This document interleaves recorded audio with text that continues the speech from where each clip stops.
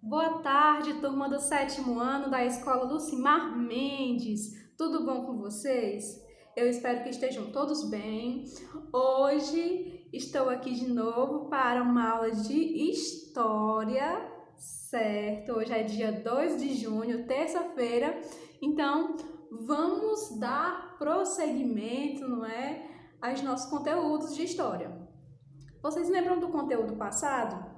A gente fez uma aula, não é? Uma videoaula com conteúdo passado, fizemos atividades e o conteúdo passado falava sobre o absolutismo, não é? Vocês lembram que o absolutismo foi um momento em que o rei, né, ganhou muito mais poder, começou a ter o poder de controlar o comércio, a economia e as leis, tudo. Pois é. Hoje nós vamos dar continuidade. Vamos falar sobre um período depois disso, ok? Ok. Bom, galera, hoje o nosso capítulo é o Renascimento. Esse capítulo é o capítulo 6 do livro de História de vocês. Vamos lá, vamos pensar um pouco. Essa palavra, renascimento, o que significa essa palavra? Que ideias essa palavra traz à cabeça de vocês, à mente de vocês? Renascer é justamente nascer de novo, é voltar a recomeçar, não é? É uma ótima palavra para definir renascimento, é um recomeço. E é isso que nós vamos ver hoje. Então, galera, a gente estava estudando a Idade Média. E o que aconteceu, né? O que mais marcava a Idade Média? Primeiro, não é, os senhores feudais, a divisão das terras, né, por senhores feudais, e cada senhor feudal comandava, né, era o senhor daquela terra, ele que ditava as leis daquela terra dele. E ainda na Idade Média, o que acontecia também? Acontecia que o mundo era teocêntrico. Vamos lá escrever essa palavrinha? Teocêntrico. Deixa eu ver aqui embaixo.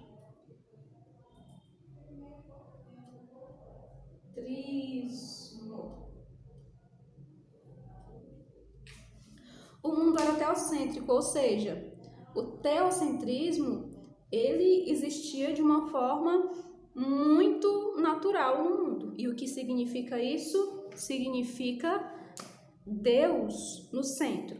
Por quê? Porque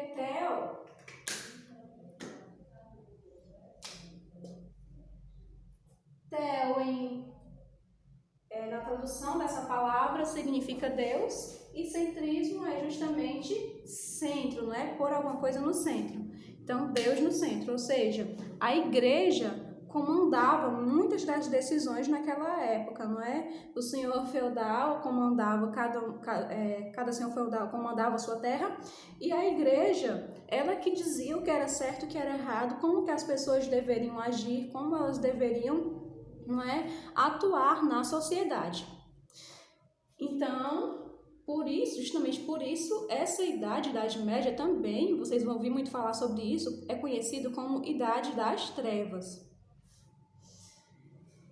E aí, o que também tinha na Baixa Idade Média? O que aconteceu? Que é a Baixa Idade Média. A Baixa Idade Média é justamente quando esse período, né, a Idade Média, começa a entrar em declínio. Por isso, Baixa Idade Média, quando ela começa a perder força. E como que a Idade Média começa a perder força? É justamente quando os senhores feudais deixam de comandar suas terras, e aí entra o absolutismo, ou seja, o rei, que é como dizia o capítulo que a gente estudou, o rei que comandava tudo.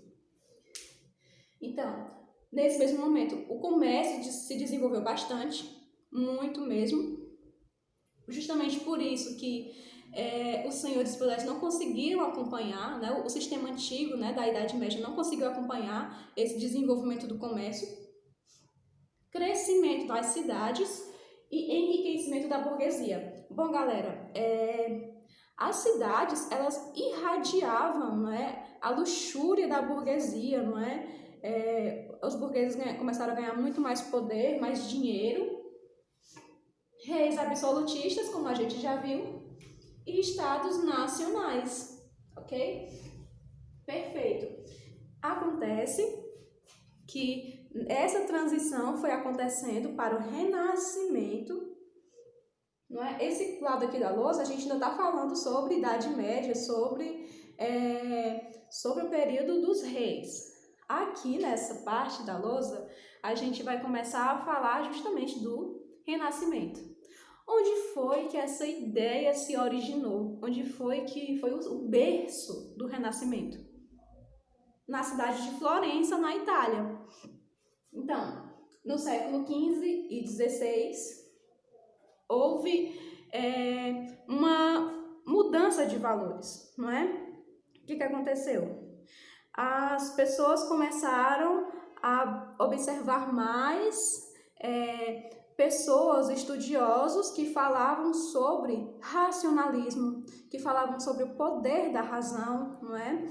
E aí, nesse momento, o mundo ele começa a ter suas ideias antropocêntricas, não é? Antes o mundo era teocêntrico, era com Deus no comando, a igreja no comando. A partir daqui, o homem passa a ser o centro. Ou seja, o homem passa a ser sujeito de sua própria história, não é? Dono de sua própria história. Porque antes o homem não era dono, não era protagonista da sua história. Por quê?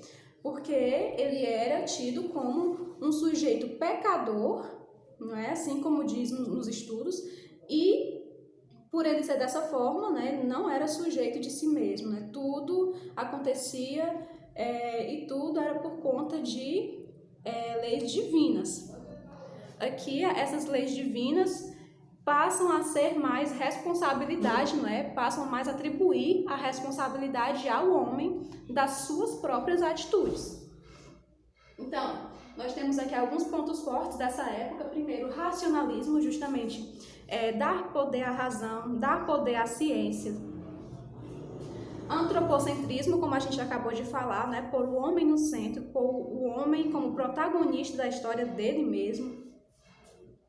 Universalismo, essa parte é muito importante. O que era o universalismo? Era justamente a descoberta do mundo, não é? Então, justamente os estudos, não é, do mundo. O que tem muito a ver com a próxima palavrinha, que é naturalismo. Naturalismo se refere ao estudo da natureza.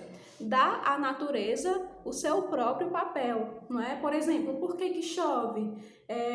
Porque Deus quis que chovesse, porque Deus mandou a chuva, ou foi por conta de alguns deuses gregos, não é? Como ainda tinham muitas pessoas que tinham essa questão da mitologia. Então, na verdade, por que chovia? E aí as pessoas iam explicar de uma forma naturalista, que era a meteorologia, não é? A questão das nuvens, da condensação das nuvens e transformação de vapor em água. Então, não que a gente queira dizer que chove não é porque Deus não quer, na verdade não, galera. A fé, ela é muito importante pra gente, mas nessa época eles começaram a dar mais poder à razão. Individualismo, ou seja, o homem individualista, ele valoriza o seu trabalho, ou seja, ele está valorizando o seu talento. Então, é mais ou menos isso, a tradução dessa palavra nesse contexto. O individualismo é quando você passa a valorizar o talento e o trabalho de cada indivíduo. E o humanismo, né? Saber que acima de tudo, além de seres racionais, nós também somos seres humanos, temos sentimentos. Então, a partir disso, eles começaram a reformar essa ideia de que o homem é dono de sua própria história. Resumindo, por isso que se chama não Idade Média, Renascimento, não é? Porque esses conceitos da Idade Média foram morrendo, foram se perdendo mais. E o que foi acontecendo? Alguns conceitos foram resgatados lá da Grécia Antiga, né? Porque esses conceitos de racionalismo são conceitos da Grécia Antiga, não é? Do mundo greco-romano. Isso foi resgatado, ou seja, isso foi renascido, renascimento. Então significa isso, galera. Existem muitos teóricos que estudaram esse movimento. E inclusive tem muitas obras que falam bastante disso, como por exemplo as obras de Shakespeare. Shakespeare nasceram justamente nessa época. E a obra de Dante, né, que talvez você já tenha ouvido falar, que tem o inferno, o purgatório e o céu. Ele fala muito dessa trajetória do homem e fala muito de uma forma muito poética, não é? Então são obras que marcam muito essa época. Bom, galera, por hoje é isso. Deem uma olhadinha no capítulo, façam as atividades e vejo vocês na próxima aula. Tchau, tchau, até mais!